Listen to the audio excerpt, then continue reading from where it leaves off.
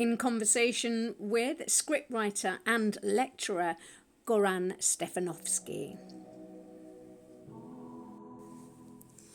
Hello Goran, and welcome to our In Conversation series. I know that it is a great honour and you have made a great effort to be with us here today, arising from your grave as you died on November the 27th, 2018 from a brain tumour. But when you were alive, you taught script writing or playwriting to children. How did people tend to respond to that when you told them? They put a question mark over my job. They imply that dramatic writing requires subconscious instinct and intuition, and that it depends on natural talent and aptitude. They say it's common knowledge that one has to be born to be a good playwright, and of course, they're perfectly right. Surely it's not just about the talent you're born with. Did Louis Armstrong, for instance, come out of the womb knowing how to play the trumpet instinctively? It is essential for a trumpet player to do a thorough study of the simple brass instrument before they can handle the immense complexities of the sounds it can produce, also known as music. But how does that translate into playwriting? Script writing is like mathematics or playing the trumpet. A large proportion of it is unteachable, and it would ultimately depend on one's muses, circumstances, and luck. But then the craft of script writing can be taught, learnt, exercised, measured, evaluated, and analysed. Now this is very intriguing. So from a basic idea of understanding that talent and a natural intuitive way with words could be important in script writing, there's also the ability to teach the structure of script writing. Is that what you're saying? The objective study and exercise of the craft can certainly help the subjective, subconscious, and mysterious artistic processes. I understand from what you've just said that once you have the basic tools of script writing and once you learn the rules, those rules, once you've understood them, are there to be broken. I wonder to myself, what are the Just rules? as a wheelwright is a maker of wheels, so a playwright is a maker of plays. There is a substance in script writing which precedes the word and which is stronger than words. The primary script writing elements are dramatic opposites, contrasts, contradictions, and mismatches.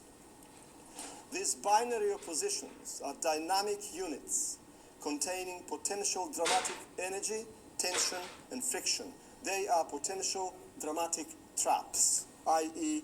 elementary script building blocks. I was listening to one of your lectures the other day. We have them on YouTube channels that are easily accessible.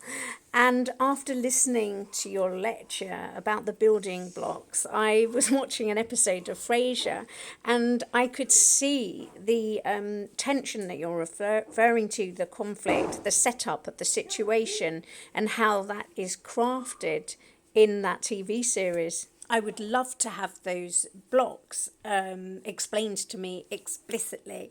Exactly what are those blocks?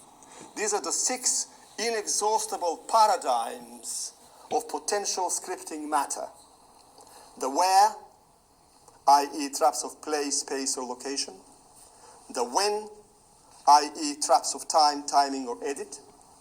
The who, i.e. traps of character or characterization. The why, i.e. traps of motivation or drive. The what, i.e. traps of action, plot, or structure. And the how, i.e.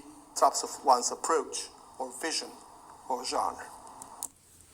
Oh, well, now you're talking. You're giving me the secret keys to how to produce a script. Maybe not the intangible extra essence of the talent that I might be born with, but you're giving me the basic building blocks, the rules, so to speak, that I can understand and then break.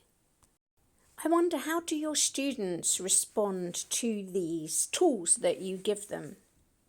They realize that sometimes powerful dramatic meaning can be scripted not only by the presence, but also by the absence of a certain setting. They find out that sometimes tweaking of cliches and subversion of stereotypes can produce unexpected and explosive new meanings. By the way you describe it, I do imagine it's like being a chef with some ingredients, or a painter or artist with a paintbrush. The tools that you're giving them in the case of the painter would be like the paints, the actual colours. What ones are they going to choose? What shades?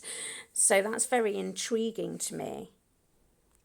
What you're describing here, Goran, is a blend between the learning and the intuition, which is alike in lots of different genres and lots of different practices. There's the element of craftsmanship, the learning, the rules, and then there's the element of rule breaking and the inner feeling and intuition. Craft is not to be taught for its own sake, but so that students can use it and challenge it in new and creative ways. It's like studying the laws of gravity to enhance flying. It's like exercising the physical limitations of the body in order to achieve an impossible dancing move or break a sporting record. Students are encouraged to push the teachable craft towards its unteachable limits, beyond its boundaries, to turn it into art. Yes, and that's the difference, I suppose, between something that is considered art and something which is considered to be crafted. The item that is crafted has a procedure, a formula that is followed. But the piece of art has that certain intangible something, that magical ingredient, that thing that comes from the person that did it, that can only come from that person. That natural ability or that intuition.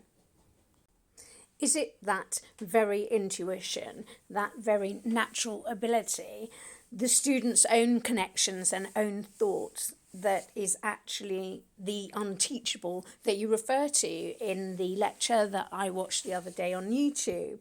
What is teaching the unteachable? It's not a metaphor of an imaginary ideal.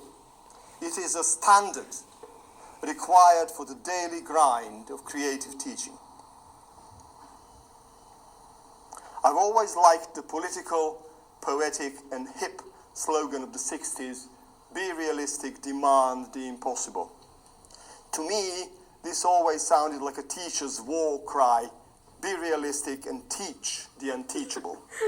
Oh no, you've completely lost me there. I actually heard you say that on your YouTube video, and I thought the same thing then, Goran.